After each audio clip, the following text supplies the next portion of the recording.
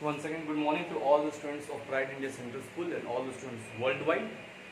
So, in this great pandemic, I would just like to say that kindly be safe, stay at home, and take care of yourself and of your family members. Very soon, we'll be getting the vaccine for the COVID-19, and as already many of you might be knowing that Russia has already distributed its first lot of the vaccine, and very soon it will be coming to our country by December or by January. So तब तक के लिए आप लोग सब सुरक्षित रहें। ऐसा ना सोचें कि अभी पैंडेमिक ख़त्म हो गया है। ये जो कोविड-19 की पैंडेमिक है अभी भी है, रोज़ अच्छे खासे केस निकल रहे हैं हमारे देश से, इसलिए सुरक्षित रहें, सतर्क रहें और सभी चीज़ों का प्रयोग करें जिससे कि आप उससे बच पाएँ, है ना। तो आप पढ़े लिखे होने का अपना ये दें कि हाँ, हम भी जो है इस पैंडेमिक से लड़ सकते हैं और हम कुछ कर सकते हैं, अपने देश के लिए कुछ कर सकते हैं, अपने समाज के लिए कुछ कर सकते हैं, अपने माता पिता के लिए कुछ कर सकते हैं। तो जहाँ तक अब हम आज देखेंगे, will study about the class 9th physics, हम पढ़ेंगे क्लास 9th भी। So we have been going through the chapter gravitation chapter हम पढ़ रहे थे, है ना। तो हमने ग्रेविटेशन चैप्टर में बहुत कुछ पढ़ा है ना। तो लास्ट क्लास में शायद आपका लास्ट क्लास जो है 28 को हुआ था और 29 से क्लासेस नहीं हो रही थी, कुछ कारणवश जो है अनफोर्सिंग कारणवश जो है कुछ के कारण जो है आपकी कुछ क्लासेस जो है अभी नहीं हो पा रही थी, लेकिन अब से आपकी क्लासेस जो है फिर से शुरू हो गई हैं। तो काफ़ी सारी चीज़ें, काफ़ी सारे चैप्टर्स हमने कवर कर लिया है ना। तो हम ये अब आगे जाएंगे इसमें ग्रेविटेशन में कि हमने जहाँ से छोड़ा है वहाँ से हम पढ़ेंगे ग्रेविटेशन, ठीक है। तो हम देखेंगे वहाँ से कि अब क्या क्या है उसमें, हमें क्या क्या करना है, क्या क्या पढ़ना है, तो हम उसमें अब ये सब चीज़ देखेंगे, ठीक है। तो हम चलते हैं अपने इस चैप्टर के आगे की ओर, जहाँ से हमने इसे छोड़ा था उसके आगे की ओर हम लोग इसे चलते हैं और इसकी हम पढ़ाई करेंगे। तो हमारा जो अगला सवाल होगा वो है ऑन व्हाट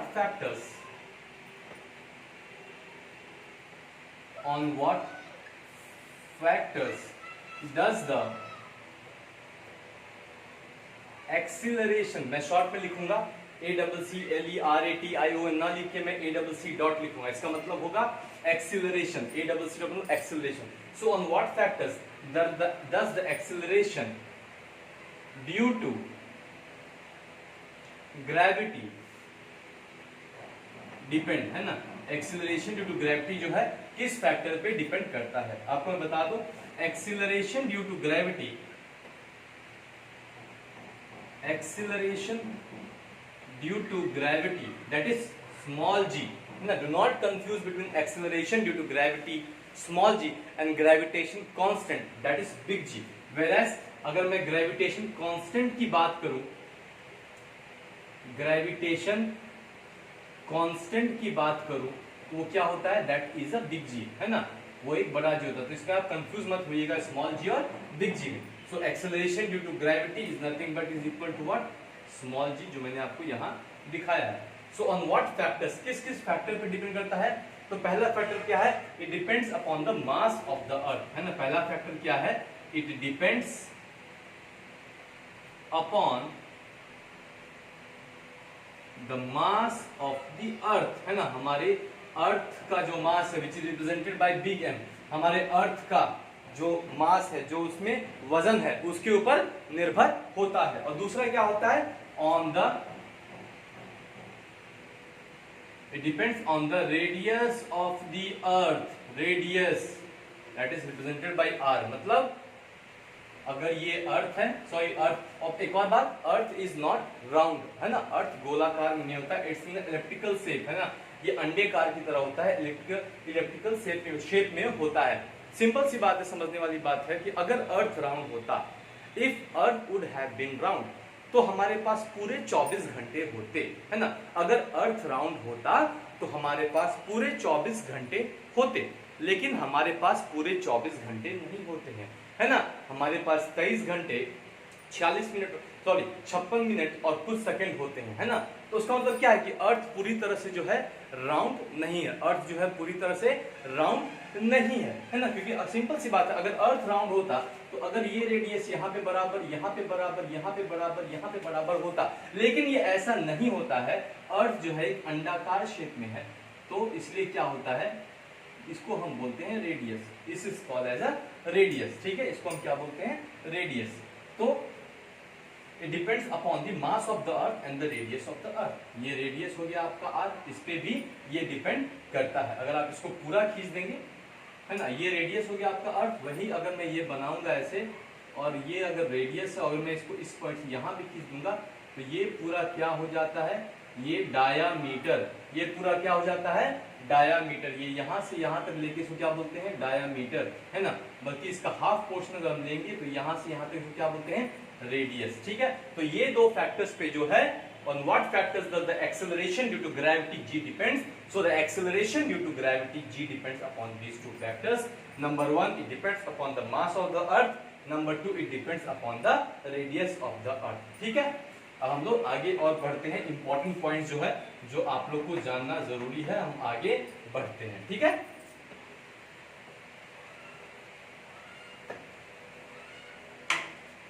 पॉइंट नंबर 2 में क्या है कि एक्सीलरेशन, मैं फिर से बोल रहा हूं, ए डबल सी डॉट मतलब एक्सीलरेशन है।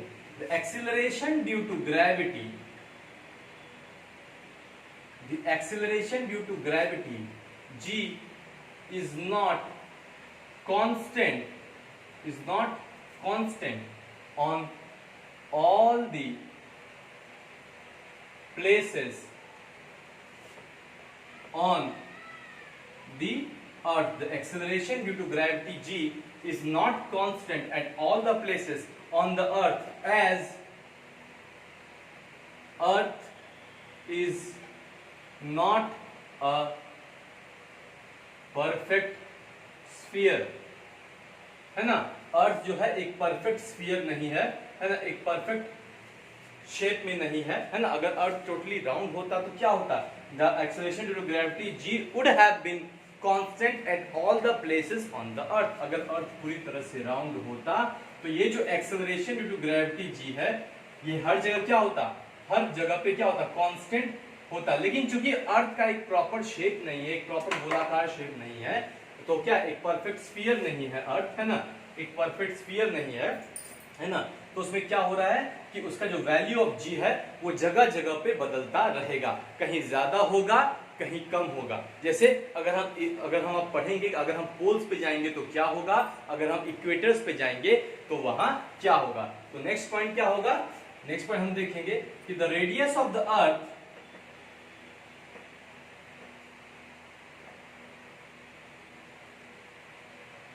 the radius of the earth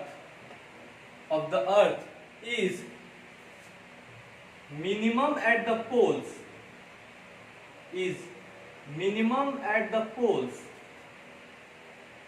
and maximum, mx लिखा तो मैंने, इसका मतलब है maximum, and maximum at equator. तो क्या है, the radius of the earth is minimum at the poles, poles के पास सबसे कम होता है, और मैक्सिमम क्या होता है, is maximum at the equator. So क्या होगा, इसको देखते हुए हम क्या लिख सकते हैं कि the radius of the earth is minimum at the poles, the radius of the earth is minimum at the poles. इसका मतलब कि the acceleration due to gravity g is also minimum at poles. इसका मतलब यही है कि the acceleration due to gravity g is also minimum at the poles and maximum at the equator. मतलब कि the acceleration due to gravity g is also maximum at equator, and the acceleration due to gravity g is also maximum at the equator. This is very very important for you, ये आपको जानना बहुत जरूरी। क्यों हो रहा है, because the radius of the earth is minimum at the poles, poles के पास सबसे कम उसका रेडियस हो रहा है, और मैक्सिमम का हो रहा है इक्वेटर के पास, उसका रेडियस सबसे ज्यादा मैक्सिमम हो रहा है। इसलिए क्या होगा, एक्सेलरेशन ड्यू टू ग्रेविटी जो है पोल्स के पास सबसे कम होगा, और एक्सेलरेशन ड्यू टू ग्रेविटी आपका इक्वेटर के पास सबसे ज्यादा होगा। तो मुझे लगता है यहां तक कोई आप लोगों को दिक्कत नहीं होगी। तो हम आगे अब बढ़ते हैं।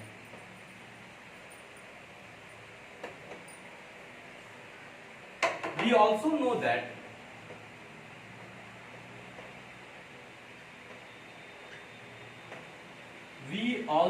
that what g is equal to g into m divided by r square, ये हम जानते हैं, है ना। This is acceleration due to gravity, this is gravitational constant, this is mass of the earth, and this is radius of the earth. Okay, so this is small g acceleration due to gravity is nothing but gravitational constant into the mass of the earth divided by the radius of the earth. So इसका मतलब क्या होगा, इससे हम क्या समझ सकते हैं, इस चीज से हम क्या समझ सकते हैं, इससे हम ये कह सकते हैं कि G is equal to 1/r², कह सकते हैं G is equal to 1/r²। अगर ये 1 हो गया, if G becomes 1 and M also becomes 1, है ना, if G becomes 1 and M also becomes, अगर G और M को हम 1 माने तो क्या G is equal to 1/r²। इसका मतलब क्या हो गया, if r² increases G decreases and if r² decreases G increases, है ना।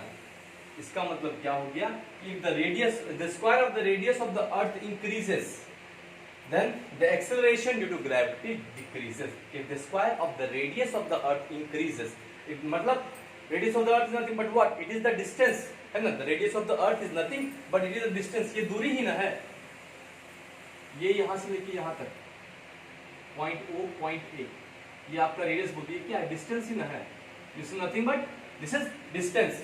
तो वही कहा जा रहा है यहाँ पे कि if the square of the distance, if the square of the radius, that is nothing but the square of the distance increases, then gravitation, that is acceleration due to gravity decreases, and if the square of the radius decreases, means if the distance decreases, then the acceleration due to gravity increases। इसका मतलब यही है कि as we go up from the surface of the earth, the acceleration due to gravity G decreases as we go। मतलब क्या होगा, surface और ये सतह है मेरा अर्थ का, ये मेरा अर्थ का सतह है, मान लीजिए कि हम यहाँ, ये सतह है मेरा अर्थ, हम कहीं पे खड़े हैं अर्थ पे, ये मेरा सतह है, इससे हम जितना ऊपर जाएंगे तो क्या होगा, ये मेरा डिस्टेंस क्या हो रहा है, इंक्रीज हो रहा है। मान लीजिए 1 मीटर 2 मीटर 3 मीटर 4 मीटर, वैसे 3000 मीटर्स 4000 मीटर्स 10,000 मीटर्स, है ना, गए। तो as we go above the surface of the earth, है ना, so as we go up from the surface of the earth, the value of G goes on decreasing। इसमें point क्या note करने वाला है, as we go above the surface of the earth,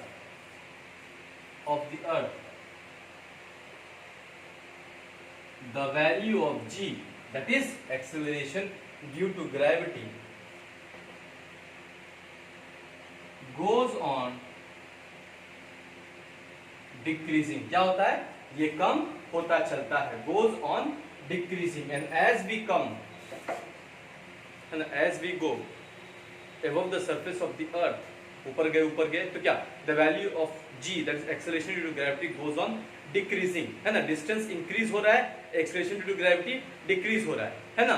और जैसे हम नीचे आएंगे तो क्या होगा, the value of the distance decreases, so the acceleration due to gravity increase. जैसे हम नीचे आना शुरू करें, यहाँ से अगर नीचे आना शुरू किए तो क्या होगा, ये डिस्टेंस यहाँ से क्या हो गया, अब मान लो यहाँ एक ऑब्जेक्ट है, यहाँ ये मेरा सरफेस है, यहाँ से अगर ये ऑब्जेक्ट नीचे आना शुरू हो गया तो क्या होगा, डिस्टेंस कम होना शुरू, मान लो यहाँ से यहाँ तक की दूरी, मान लीजिए 500 मीटर थी, 400 मीटर 300 मीटर 200 मीटर 100 मीटर, है ना, 50 मीटर 0, है ना। तो इस केस में क्या होगा, the value of acceleration due to gravity goes on increasing. ठीक है, यहाँ तक मुझे लगता है आप लोग को कोई दिक्कत नहीं होना चाहिए। लेकिन तब आप बोलेंगे सर अगर ऐसा हो रहा है तो फिर अगर हम सरफेस के नीचे भी जाएंगे तो भी यही फिनोमेना होना चाहिए, मतलब if we are going above the surface of the earth, this is our base, this is our fixed base, so if we are going above the surface of the earth, since the distance is increasing, the value of G is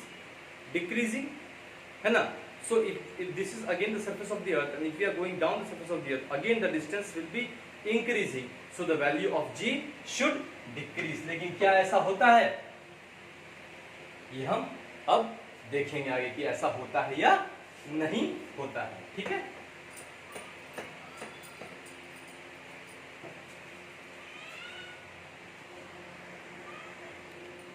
तो जैसा कि अभी हमने देखा था कि अगर ये सतह है और इससे हम जितना ऊपर जाते हैं, इस सतह से जितना ऊपर जाते हैं तो मेरा क्या हुआ, डिस्टेंस इंक्रीज हुआ, acceleration due to gravity decrease हुआ।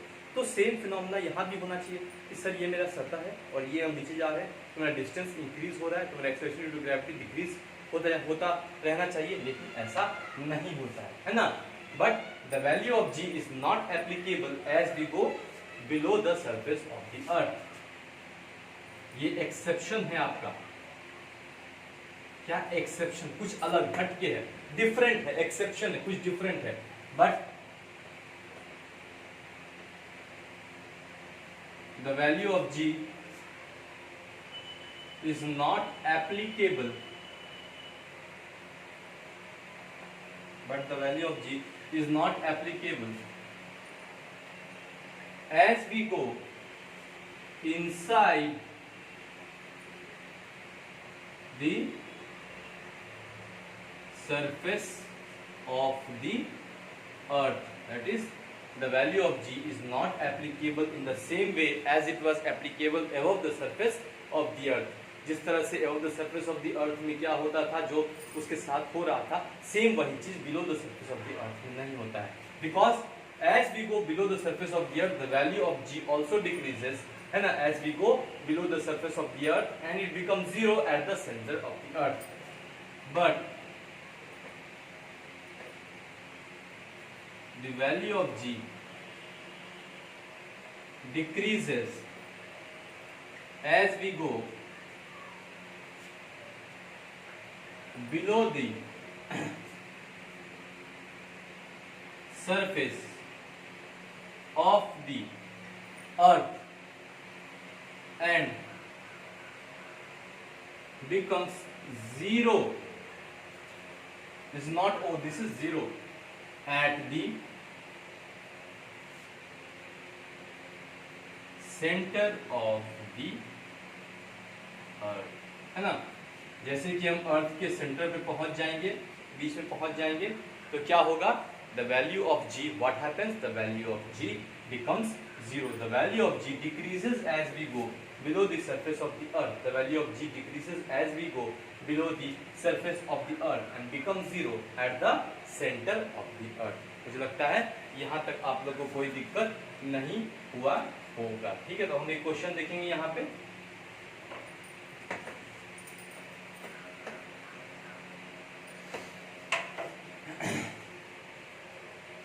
नेक्स्ट यहाँ हम एक क्वेश्चन देखेंगे। ठीक है, calculate the value of acceleration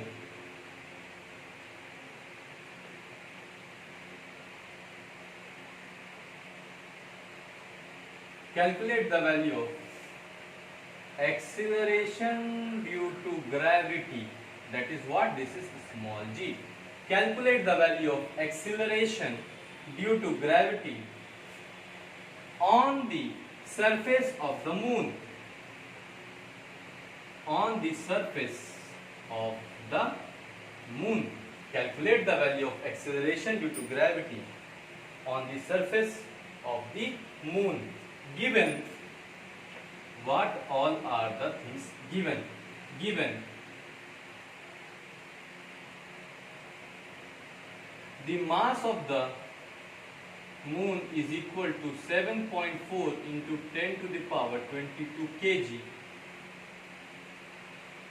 Radius of the moon is equal to 1740 kilometers. G is equal to 6.7 into 10 to the power minus 11 Newton meter square kg square. I have told you how to derive this Newton meter square per kg square. Okay. So now let us solve this problem. Calculate the value of acceleration due to gravity, that is g. The value of acceleration due to gravity g on the surface of the moon. We know that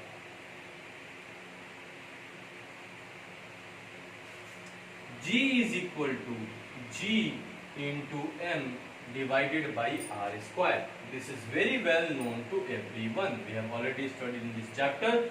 G is equal to, that is acceleration due to gravity, is equal to gravitational constant into mass of the object divided by the radius of the object. So g we need to find, this we need to find, this we already know it. What is this? So before that we need to do one thing. This is in kilometers. We need to convert this to meters, है ना। ये kilometre में है, radius, इसे हमें क्या करना है? इसे हमें मीटर्स में बदलना है। ठीक है, तो हम इसको मीटर्स में बदलेंगे तो क्या है? Radius of the moon is equal to 1740 kgs। अगर मैं यहाँ पे kg हटाऊंगा और मुझे मीटर चाहिए तो मैं क्या करूंगा इसको 1740 into 1000 meters, because why? It's not because, it's because, okay? Because क्यों? 1 kilometer is nothing but 1000 meters, okay? So instead of this kilometers, sorry, this is kilometers, not kilometers, I have put what? 1000 meters. So this becomes 1740123. Now if I write this in standard form, that is 1 decimal after 1, that becomes the standard form, 1 decimal after 1. So this becomes 1.74 into 10 to the power 1 2 3 4 5 6, 10 to the power, so you start from the left, 1 2 3 4 5 6, and there is a point. So 1.74 into 10 power 6 meters. Okay, so now we will move on. So G is equal to, write the value of G. What was the value of G given? 6.7 into 10 to the power minus 11 into mass of the moon. What was the mass of the moon given? 7.4 into 10 to the power 22 divided by how much? 1.74 into 10 to the power 6 whole square. So this you can also write it this as, this can also be written as 1.74 into 10 to the power 6 into 1.74 into 10 to the power 6. This can also be written like this, and so when you solve this one, you will get 1.63. You will get 1.